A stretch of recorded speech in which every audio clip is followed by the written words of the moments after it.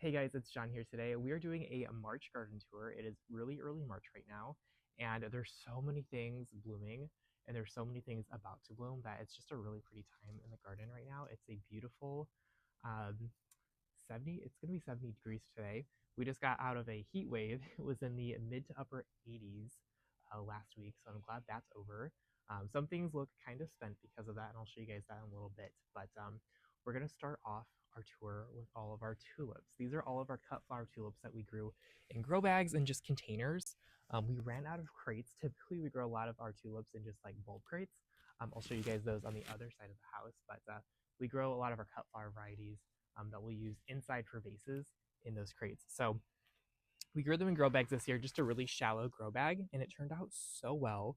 There's really not a lot of dirt in here, maybe an inch at the bottom, and then we put the bulbs in, and then another like inch or two on top just to cover up the bulbs with soil.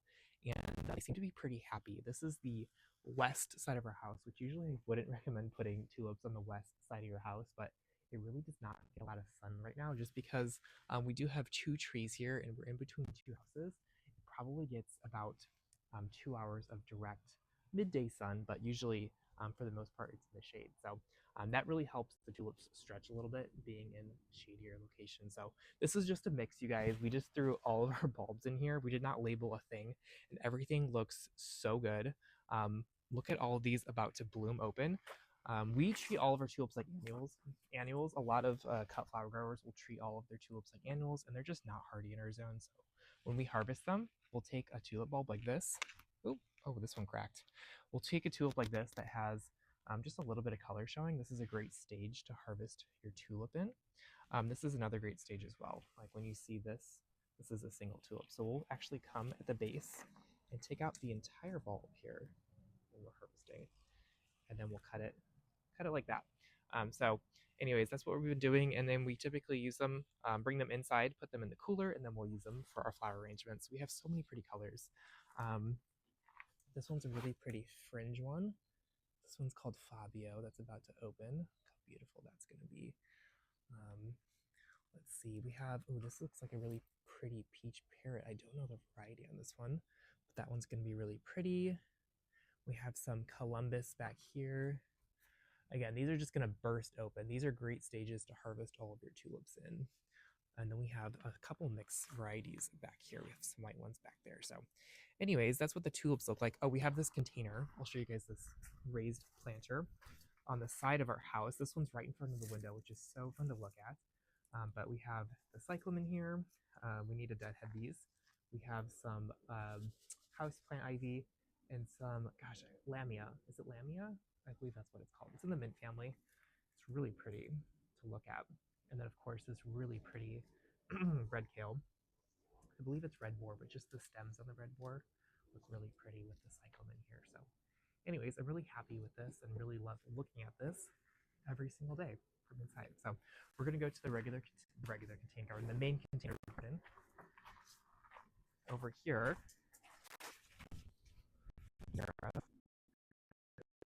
Lisianthus. These are our perennial Lisianthus. We do need to weed all of these pots, but this is kind of what they look like when they are dormant.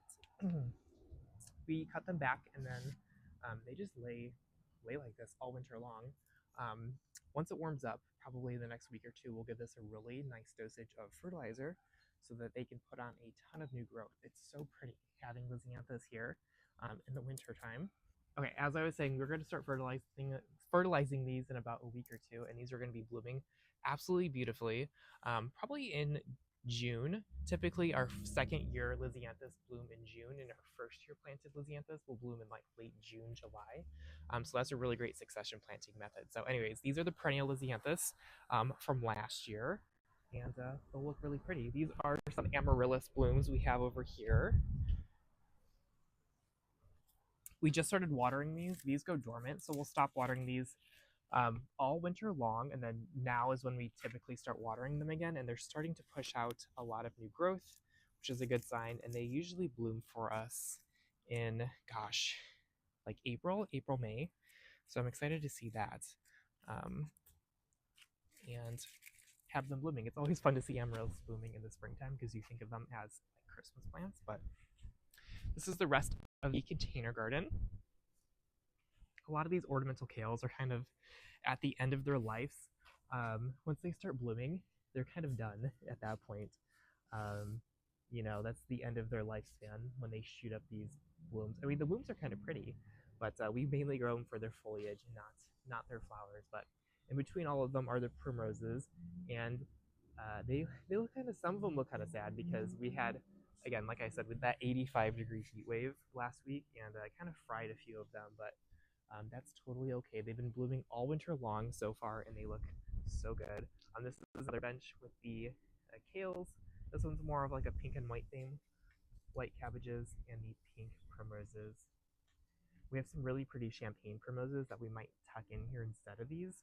And those look so good right now. So good. We have a lot of foxgloves here. We have lavender foxgloves flanking this bench.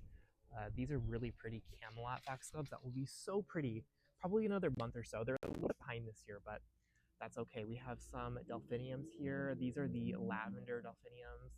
We use a peony cage to stake or support all of our delphiniums here. Really pretty. Apricot foxgloves. These are just about to open. Right here. Those are gorgeous. And then we have some tulips tucking in here. This is Christmas Dream. Christmas Dream. And then we have violas at the bottom of those. So over here, again, we have a lot of alyssum at the base here. That's so pretty. And then more of the lavender foxgloves in the back here. Those are going to be really pretty. That's going to give us a lot of height here. Later on the spring, delphiniums are just now starting to bloom. Look at these lavender delphiniums. Aren't these gorgeous? They're so pretty. It's kind of like a baby blue with that lavender wash to it.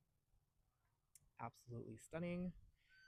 And then we have a lot of ranunculus tucked in here as well. We have that really pretty yellow butterfly ranunculus right there. That's really pretty. We grew a ton of those last year, and we loved them, so we definitely grew them again. And then the purple butterfly ones as well. This one's called Thiva. She's really pretty. She kind of is like a purple Jean, that mauvey purple. We love her. And in front of her, we have lots of tulips. This one's called Flaming Flag, that like kind of like a blueberry ripple color. Really pretty. And then anemones, we have those blue anemones. This one's Harmony, a dwarf variety. And then we have these dwarf tulips called Lydia, I believe is what it's called. Really pretty magenta color all throughout this garden.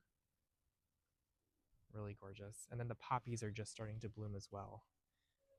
This is a salmon or peach poppy. It's kind of like a mix of peach tones. So really gorgeous. And then we have stock. This is a rainbow stock. It's really pretty with the tulips and the alyssum here.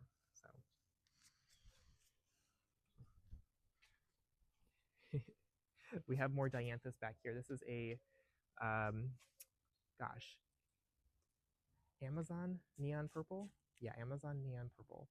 I used to grow this as a cut flower when I had my flower field, and I loved it. So it looks really pretty. I love how it looks tucked in here. Oh, and we have some more ranunculus buds down here. This is the pink ranunculus, Chamalo. That one's going to be really pretty. But I love how this looks with the tulips and the dianthus and the heliotrope. It's a really gorgeous combo over here. Even over here too, we have some kales tucked in here. I love the kale with the dianthus as well. This is our third bench. Our third bench, we have more delphiniums here.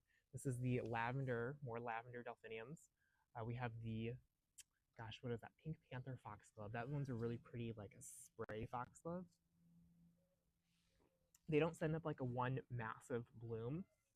They typically send out like a branching habit, more of like a spray of like 5 or 6 blooms. So I like it because it's a little bit shorter, a little bit more mounding, and it's really pretty. So pink, more like a rose color. And then when this is our blue bench, we have the kales, we have the dianthus. This is the, I don't know what variety this is, but it's a really pretty white one. We actually picked it up at the clearance rack at Lowe's, so shout out to that. And then we have Muscari. They're kind of towards the end of their bloom cycle, but we had some really pretty Muscaris back here. And then we have in this big pot more of the Pink Panther foxgloves. Those are going to be really pretty as well. And then on this bench here, again, kind of towards the end, but we had some really pretty Muscari. These really pretty Muscari here. So pretty. And then we had the mini daffodils, the TT. I don't really know how to say it. TT, but they were so cute. So cute. Daffodils are such a beautiful flower for springtime, and we definitely enjoyed having them in our container garden. And then right below them, we have a mix of tulips here that we'll be tucking into the container garden. So typically, as they kind of like fade out, we'll replace them with things like tulips. We have some really pretty violas in front of the tulips called bunny ear violas. Look how cute those are. I love bunny ear violas. They're very Eastery, and I love that about them. Try to grow them bigger. We really do. So those are going to be really pretty. We have some snapdragons here. We had them in the garden, but we actually moved them out of the container garden because they weren't blooming. But this is a dwarf snapdragon called Tweeny Peach. Tweeny Peach. So it's going to be like this double snapdragon, kind of like a madame snapdragon, but on a shorter plant. So I'm super excited to see these bloom. I'll probably tuck these in after the tulips bloom, and that'll be really, really pretty.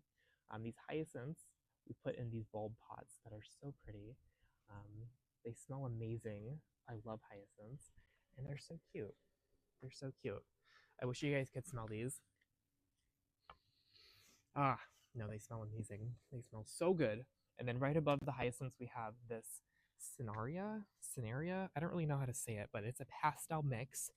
And you guys, I was so gagged by how these turned out. I am so impressed. I've never grown this plant before, but it is serving like all that pastel realness that we love.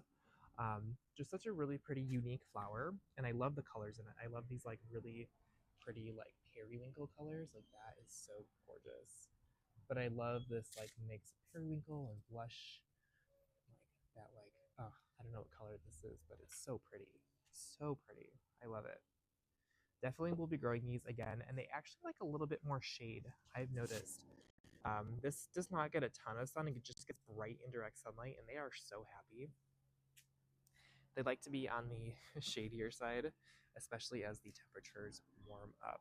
So yeah, we have a ton of these too. I'll show you guys more on the side of our house. We we grow a lot of seedlings on the side of our house. We'll get a lot of plants established on the east side just because there's not a ton of sun over there. So I'll show you guys kind of what's over back here. We have a lot of shade pots over here, so we'll have things growing. Like we have a lot of begonias and coleus and patience growing right here because this is full shade right now, and they're kind of getting established. So once they get a little bit bigger and we find room for them, we'll tuck them in with the coleus or sorry, cyclamen that are up here. We have some really pretty cyclamen here and then some periwinkle vine. Look how pretty that is. Just look at that color. Isn't that gorgeous? I know this is kind of invasive in some parts of the country, but it is not invasive here. So it's just really pretty with like the pink cyclamen. Look at that. Just gorgeous. Gorgeous. Hi, Rhaenyra. You want to get in the shot? So anyways, this is the east corner nook, and then this is more Scenaria.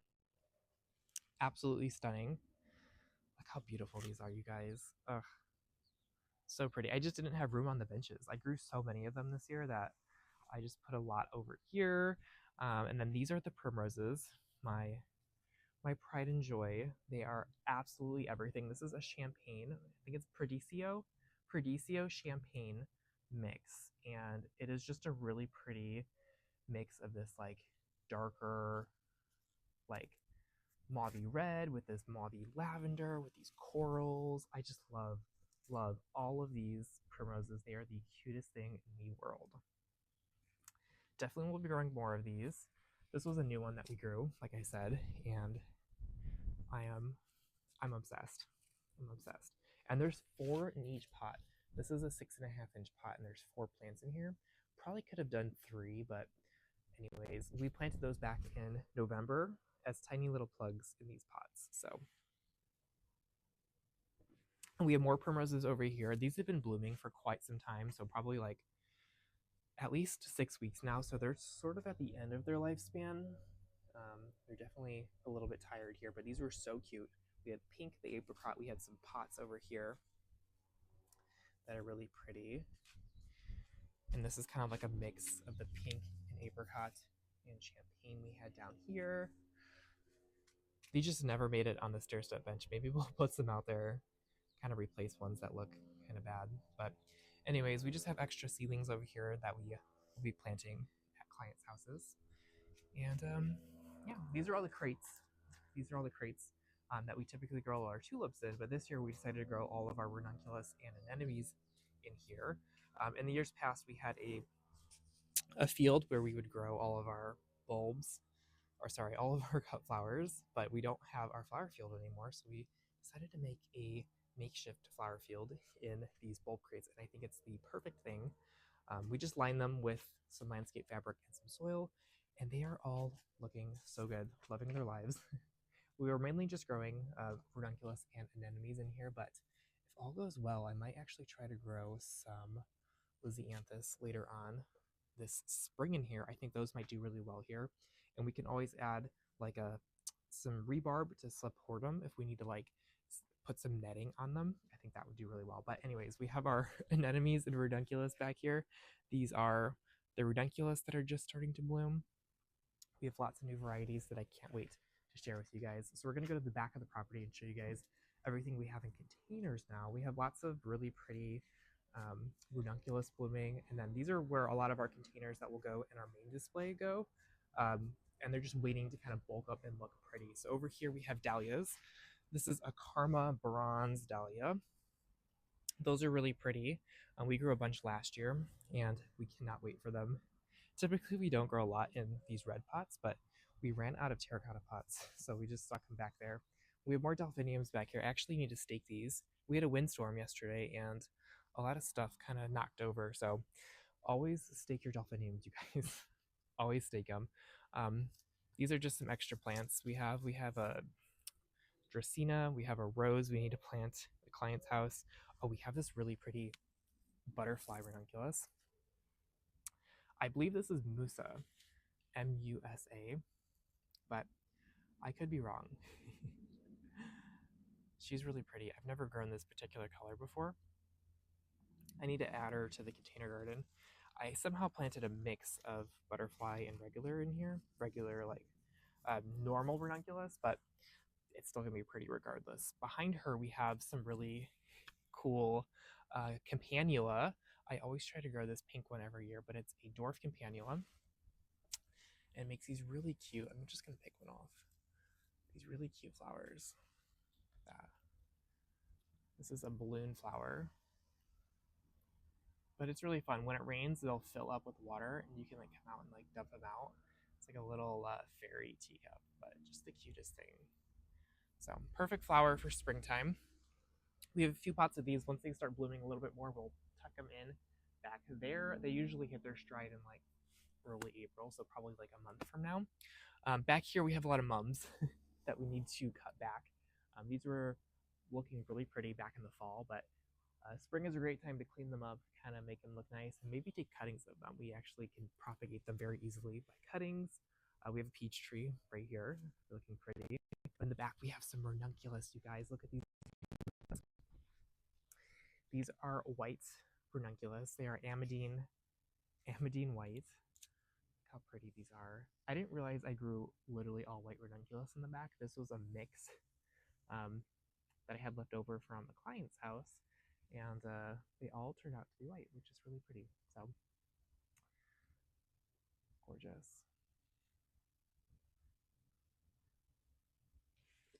We have all of our ranunculus corms available on our website during the month of September. So typically we'll do a ranunculus and anemone corm launch in mid to late September. So definitely be on the lookout. All of our favorite varieties are going to be on there. We sell a lot of amidines, we sell labelles, we sell a lot of butterflies, just a lot of really gorgeous varieties that I'll be showing you guys this spring that are blooming. Fall is the best time to plant all of your ranunculus and anemones, so that's typically when we have them for sale. So in the back here, we have Easter lilies. These are going to be really pretty. Typically, they don't bloom for Easter for us. They usually bloom around Mother's Day, which is honestly just as good. There's a ton blooming on Easter, so it's nice to have some staggered. We planted these around New Year's, all of these Easter lilies. These are more ranunculus and grow bags. I believe this one's Tango. It looks like a really pretty salmon color. So you guys can see that. That one's about to bloom. So excited to see those in bloom. We have a lot of supertunias here that we planted up. These will be going in the display garden once there's room. The garden's really full right now with lots of tulips, lots of really pretty just seasonal colors. So these will go in here. These will kind of bridge our spring and summer garden. These do really well in like March, April, May here in zone 9B, at least in Phoenix, but they don't love our hot summers, but we can grow them basically 9 months out of the year. This is a new one called Tiara Pink. Let me see if I have a tag. Yeah, it's Tiara Pink. Supertunia Tiara Pink. It's supposed to have a really pretty pink blush. Well, I can show you. It has a really pretty pink blush center to it, but it's a new one that we're growing this year, and I love it. I love anything with kind of like a blushy center to it. It makes for a really pretty one. So we have some Supertunia Vistas. This is Vista Jazzberry. Always a great one. Vistas get the biggest out of all the Supertunias, so this is definitely going to be really pretty. We have Supertunia Saffron Finch. This one's, again, new to me this year, but just a really pretty golden color that I think goes really well with the, I'll put them next to each other, with the Bermuda. I love the Bermuda next to the saffron. I think that's really pretty. So anyways, those are the Supertunias we have. We have some delphiniums back here.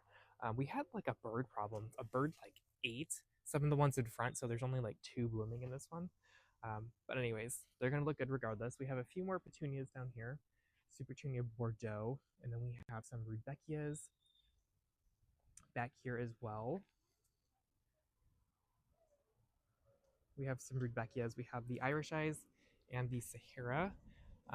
And we have some Yarrow back here. I'll show you guys what they're blooming, or what they look like when they're blooming, but these are usually like some of the last cool season annuals, or not annuals, cool season flowers to bloom. They were all planted back in September, because we started seeds in September. And yeah, we're excited to see them bloom. We have some dahlias down here. This one's a dwarf one called Miss Mandy. Just a really gorgeous peach tone color. So excited to see that one bloom. Alrighty, you guys, that concludes our March garden tour. Thanks for hanging out with us today, and thanks for watching. We have our Lisianthus pre-sale plug launch available on our website, so definitely check that out. We'll leave the link down below for you guys, and I will see y'all in the next video.